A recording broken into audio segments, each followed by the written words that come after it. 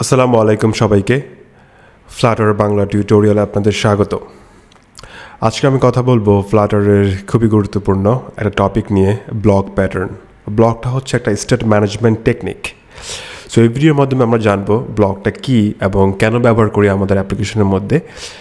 So প্রথমে আসি ব্লকটা কী। ব্লক হচ্ছে বিজনেস লজিক কম্পোনেন্ট। এটা সাধারণত আমাদের বিজনেস লজিককে আমাদের ইউজার ইন্টারফেস থেকে আলাদা করে দেয় এবং এই ব্লক ব্যবহার করলে আমাদের কোডটা টেস্টেবল এবং স্কেলেবল হয়। যেমন ধরেন আমাদের অ্যাপে যদি কোনো আমরা স্টেট ম্যানেজমেন্ট ইউজ না করি, তাহলে আমাদের সেম পেজে আমাদের বিজনেস লজিক এবং ইউআই কোডটা হয়ে যায়। তো সেক্ষেত্রে অনেক হিবিজিবি অবস্থা হয়ে যায় এবং পরবর্তীতে যদি আমরা কখনো আমাদের অ্যাপকে মডিফাই করতে যাই, তখন আমাদের দেখা যায় সব কিছু এলোমেলো হয়ে যায়, বিকজ আমাদের কোনো সেপারেট বিজনেস লজিক নেই, সেম পেজেই বিজনেস লজিক এবং ইউআই লজিক।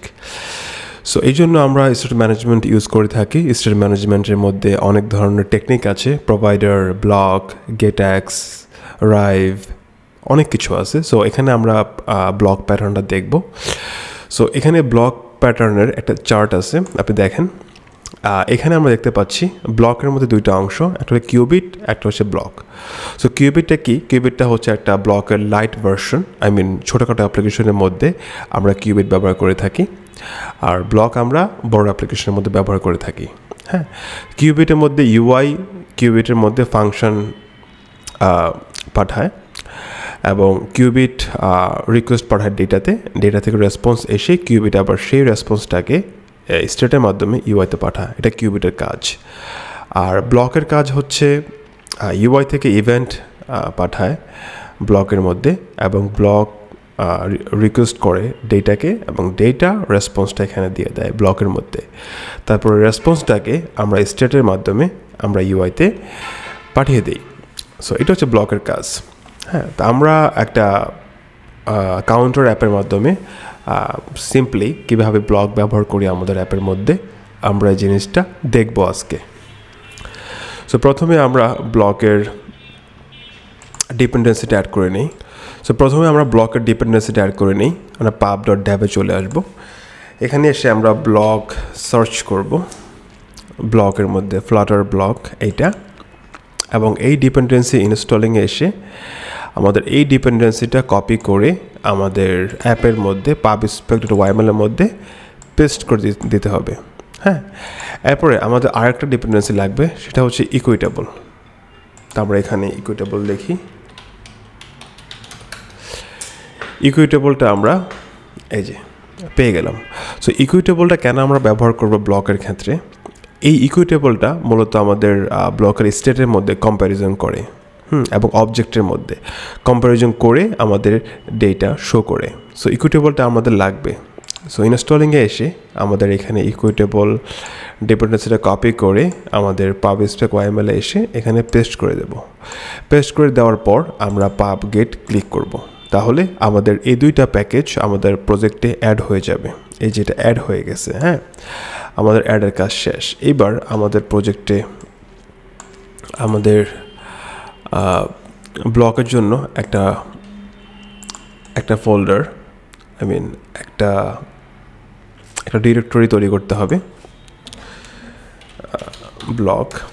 এখানে আমরা লিখব, আমাদের তিনটা হবে, যেহেতু আমাদের এখানে দেখতে পাচ্ছি আমাদের ইভেন্ট, স্টেট এবং ব্লক, এই তিনটা। হ্যাঁ, তো প্রথমে আমি দেই যে এখানে ডার্ট ফাইলের মধ্যে কাউন্টার, আমাদের কাউন্টার অ্যাপ হবে, কাউন্টার ইভেন্ট .dart, এটা হচ্ছে কাউন্টার ইভেন্ট। এরপরে হবে কাউন্টার state.dart, এরপরে দিলাম কাউন্টার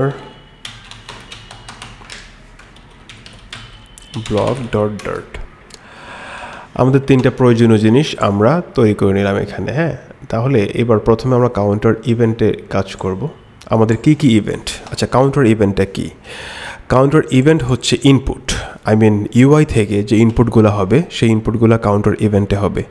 আর স্টেট হচ্ছে আমাদের এই যে এখানে দেখাই এই ইভেন্ট হচ্ছে ইউআই থেকে যে ইনপুটগুলো হবে সেগুলা ইভেন্ট হবে, আর স্টেট হবে ব্লকের রেসপন্সটা ইউআইতে। হ্যাঁ, এটা স্টেট আকারে যাবে। সো আমরা ইভেন্টে আমাদের কাউন্টারের মধ্যে কী কী ইভেন্ট হবে, ইনক্রিজ ডিক্রিজ এগুলো হবে, তাই তো। তো আমরা এখানে লিখি কাউন্টার ইভেন্ট এক্সটেন্ড করব,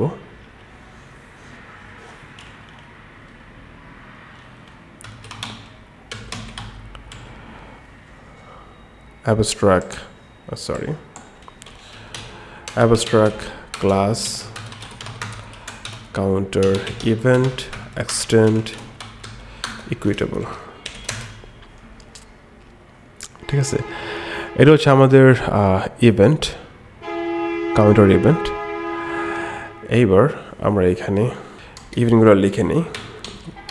ক্লাস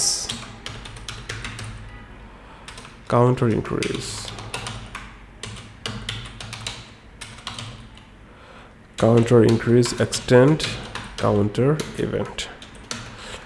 এই একটা ইভেন্ট আমাদের হবে counter ইনক্রিজের।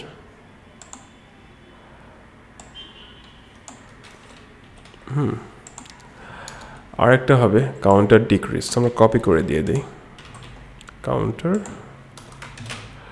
Decrease, counter increase, counter decrease, এই দুটো ইভেন্ট আমাদের হবে। হ্যাঁ, এবার আমরা স্টেটগুলো লিখে দেই, কী কী স্টেট হবে আমাদের অ্যাপের মধ্যে। তাহলে স্টেটে চলে আসি। তাহলে abstract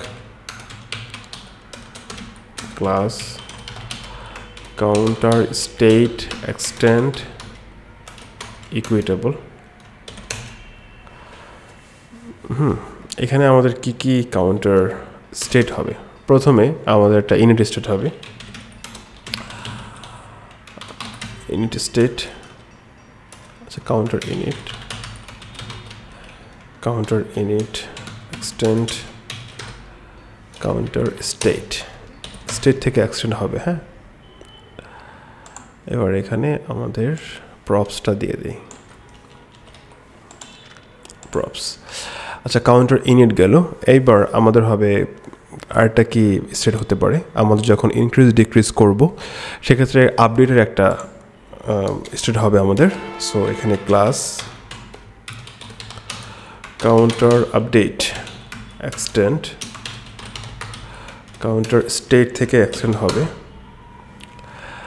এখানেও আমাদের মিসিং ওভাররাইড, এটাকে আমরা এমটিআরে করে দিই। আচ্ছা, এখানে আমাদের যে ভ্যালুটা আপডেট হবে সেই ভ্যালুটা আমরা ইউআইতে পাঠাবো স্টেটের মাধ্যমে। তো সেক্ষেত্রে এখানে ফাইনাল ইন্টিজার কাউন্টার এখানে দিলাম।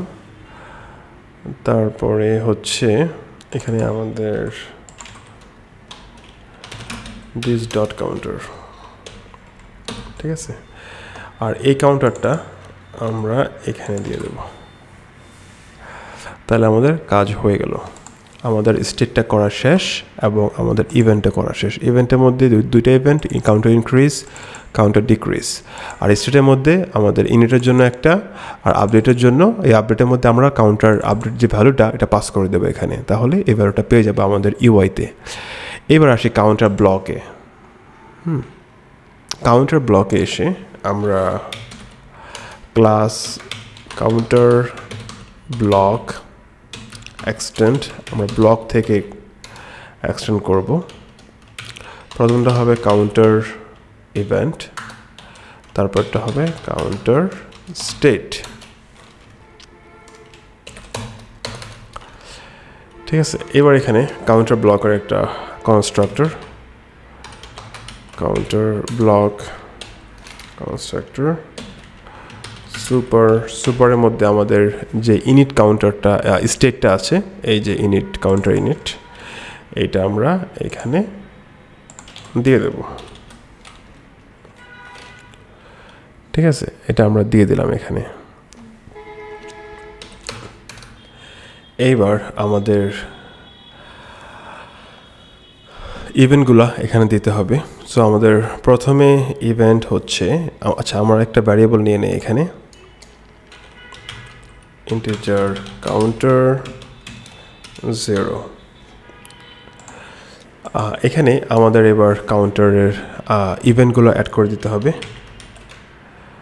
অন কাউন্টার ইনক্রিজ, তারপরে এখানে ইভেন্ট ইমিট।